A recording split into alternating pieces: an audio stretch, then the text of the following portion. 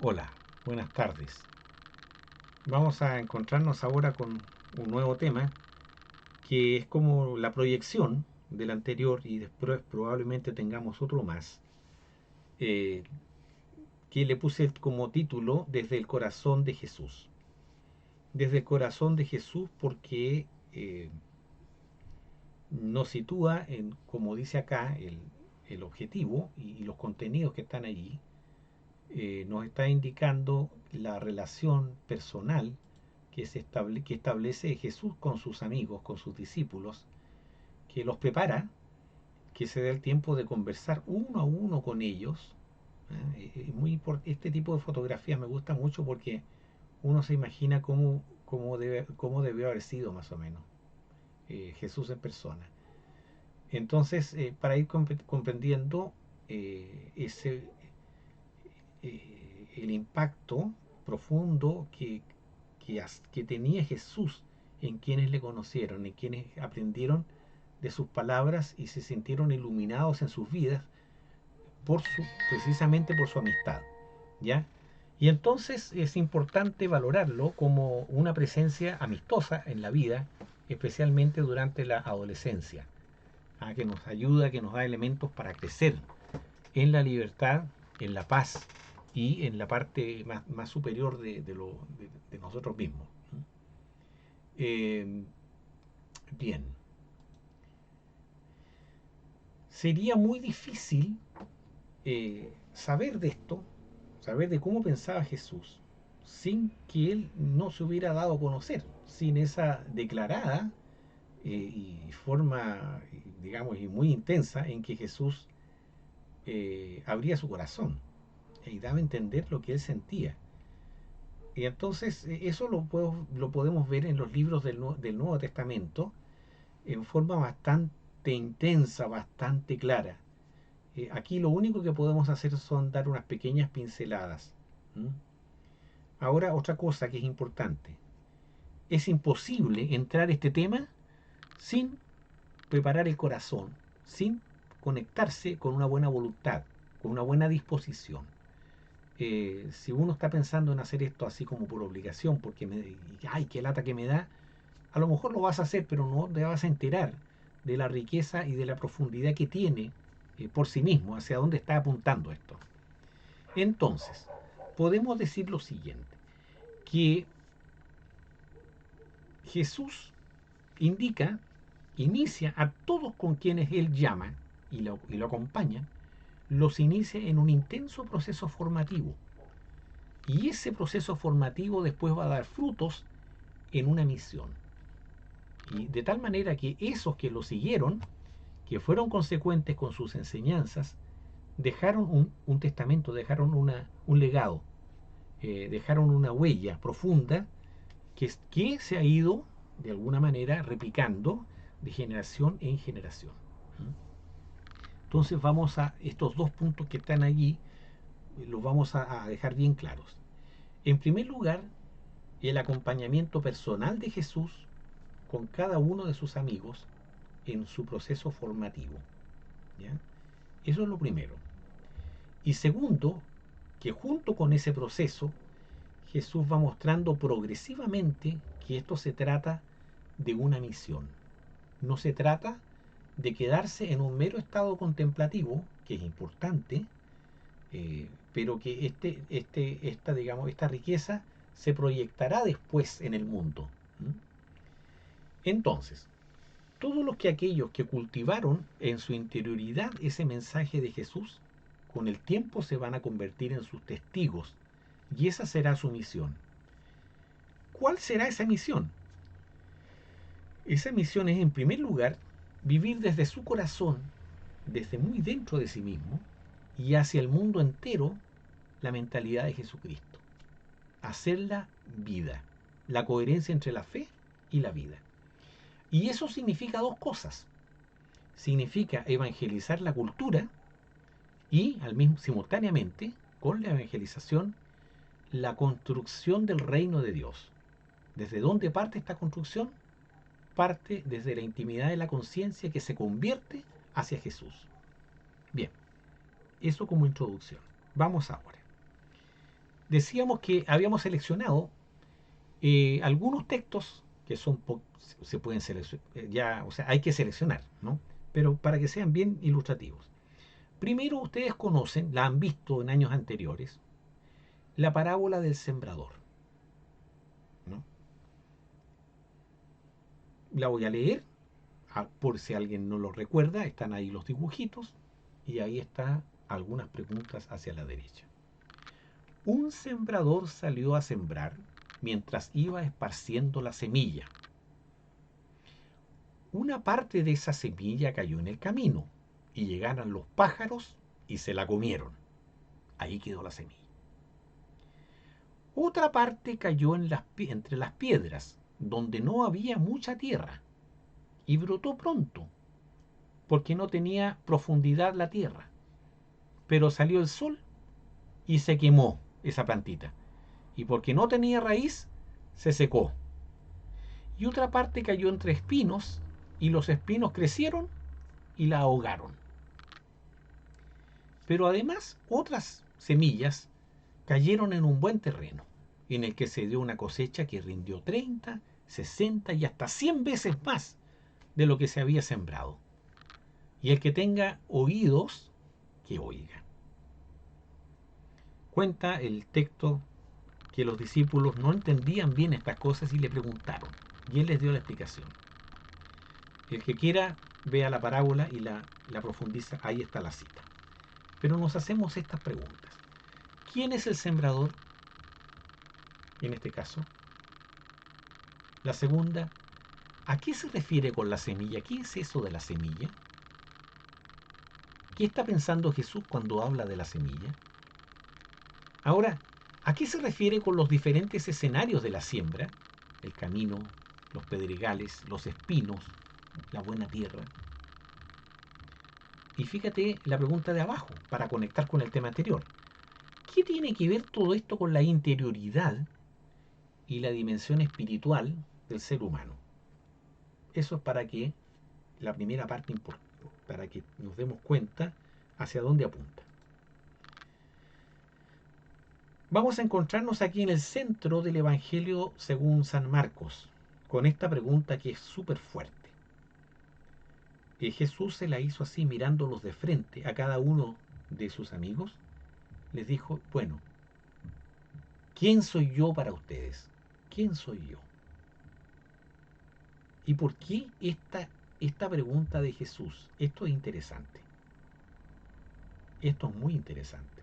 ¿Ya? ¿Por qué se daba eso? O sea, quería saber cómo, si le conocían o no. Quería saberlo. ¿Ya? Quería prepararlos. Y aquí está el relato, ¿no? Entonces aquí la insistencia es darte cuenta de eso. Alguien que camina contigo en la vida, que a ti te gustaría saber a quién tú quieres, esa persona a quien tú quieres, te gustaría saber qué es lo que piensa de ti, si te conoce. Esto, esto ya por sí solo nos está diciendo muchas cosas, ¿no? Pedro le va a dar una respuesta que Jesús sí se la va a, digamos, se la va a reconocer. Pero aquí, más que la respuesta, aquí el énfasis está en esa pregunta, en esos ojos directos que te miran, eh, que Dios te pregunta, ¿quién soy yo para ti? ¿Ya? ¿Quién soy yo para ti? ¿Te fijas? Esto es clave en la espiritualidad cristiana. Vamos a la tercera. Previamente a su pasión, ya muy cerca en el Evangelio de San Juan, tenemos este discurso muy hermoso en que Jesús dice, San Juan capítulo 15, yo aquí seleccioné algunos versículos. Yo soy la vid verdadera, mi padre es el viñador y ustedes son esos racimos que están conectados a la vid a la vid, ¿no? Y entonces el racimo que está conectado es el que puede dar el fruto, el que se conectó, el que se conectó. Ahora, ¿desde dónde nos conectamos? ¿Solamente desde el cuerpo o desde el corazón? Y ahí está la clave. ¿Ya? Ahí está la clave. Entonces, si tenemos un corazón cultivado, que tiene un espíritu, una espiritualidad que aprende a crecer, ¿ah? Que ora, que medita, que contempla, ese corazón está más preparado para dar esos frutos, ¿no es cierto? Aquí tenemos esas, yo te pido que tú lo veas con calma, que los medites un poquito, que te des un tiempo. Y fíjate en las palabras que están subrayadas. ¿Eh? Dice el primero, el que permanece unido a mí como yo estoy unido a él. Como yo estoy unido a él. Mira, no basta con que Jesús esté unido a nosotros. Parece que falta la otra parte. Falta que uno se una a él. ¿Y esto qué significa? Estar consciente de la relación. Bien. En la segunda dice, si permanecen unidos a mí y mis palabras permanecen en ustedes, entonces darán fruto. Entonces el tema de la desolación y la consolación, ¿no es cierto? Si en la desolación recordamos esas palabras y las guardamos, ¡pah! Es porque vamos a estar conectados con la savia, así como los árboles en el invierno sufren, pero después van a dar los frutos. Y así está, ¿no es cierto? Es muy importante también, este versículo dice, yo no lo puedo llamar siervos, ahora son mis amigos, porque yo les doy a conocer todo lo que oí de mi Padre. Interesante que Jesús tiene esto de oírle al Padre. Jesús guarda silencio para oír a su Padre. Él guarda silencio para oír a su Padre Dios. Entonces nos está enseñando cosas muy profundas. Finalmente, ¿tendría sentido todo este discurso que hace Jesús sin que él tuviera una deliberada intención de cultivar con cada uno de sus amigos, con cada uno de los que lo siguen, lo que él disfruta de su Padre Dios, a quien él escucha eternamente? Esa es la pregunta que uno se tendría que hacer, desde luego desde la fe. Pasó el tiempo, Jesús padeció la cruz, resucitó, pasa una generación completa probablemente, y unos 20 años después hay un fanático fariseo que se convierte al camino de los cristianos y posteriormente se transforma en un apóstol de la comunidad, en un predicador del mensaje cristiano, habiendo sido él un persecutor. Ese es San Pablo. Y nos da en este texto de la carta de los Corintios algunos versículos este curioso mensaje. Perdón. Dice, este tesoro, se refiere a la fe, lo llevamos en vasijas de barro. Y esta frase es la importante. Es muy importante. Dice, te puedes dar cuenta en los versículos siguientes, que se sienten atribulados, perseguidos, malentendidos, aplastados. Pero ellos se levantan una vez más. A pesar de las persecuciones, siempre tienen una respuesta, ya se reaniman y vuelven a la evangelización. Y dice a continuación que por todas partes llevan en sus cuerpos, llevan las huellas de los latigazos que han tenido. A San Pablo le pegaron latigazos varias veces, le tiraron piedras, lo abofetearon, le escupieron en la cara, etcétera. Eso se trata, ¿ya? Y él dice que eso significa llevar en el cuerpo la muerte de Jesús, la muerte de Cristo. Pero al mismo tiempo significa también manifestar la vida de Cristo, porque ante la violencia responde con amor, ¿no es cierto?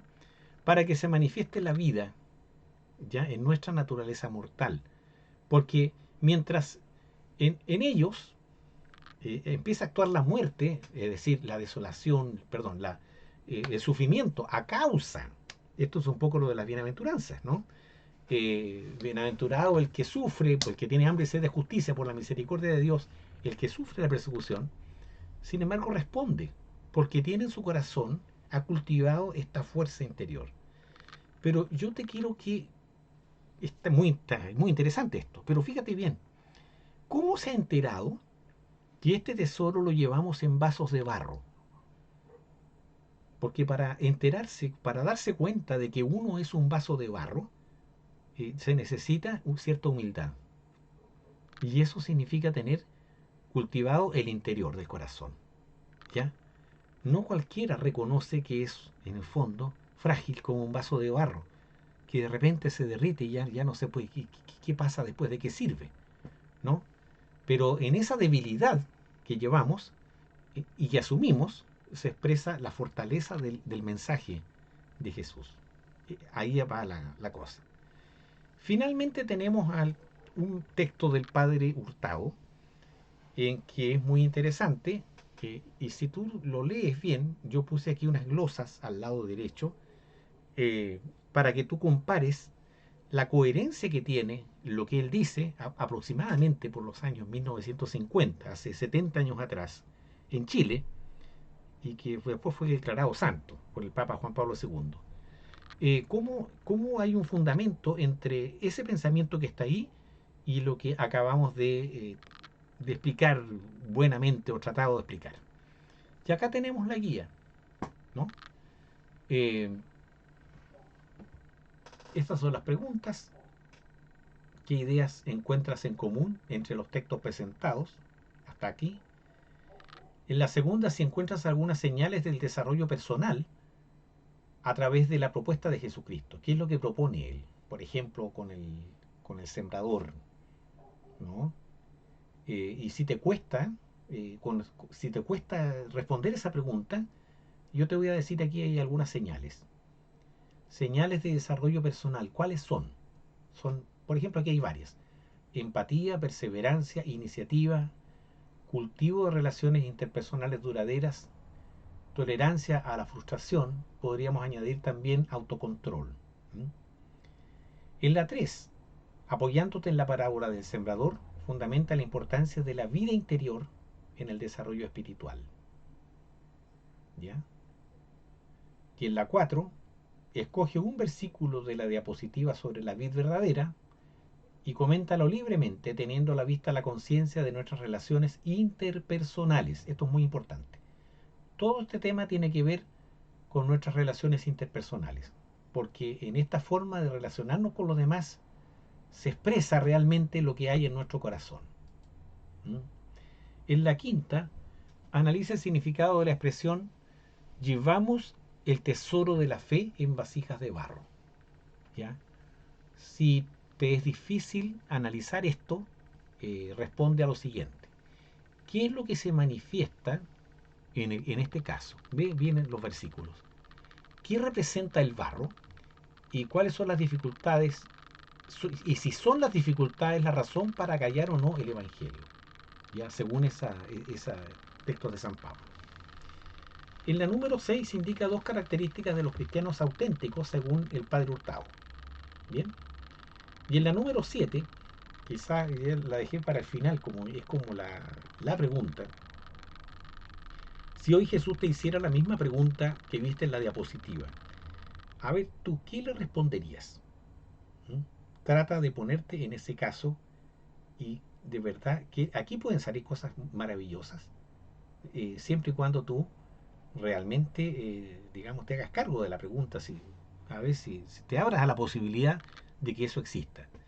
Bien, lo vamos a dejar hasta acá. Vamos a tener un tiempo para meditar y para reflexionar y te deseo que te vaya muy bien, que tengas paz, que estés en alegría y celebra la vida y cuida a los tuyos y cuídate tú también. Chao.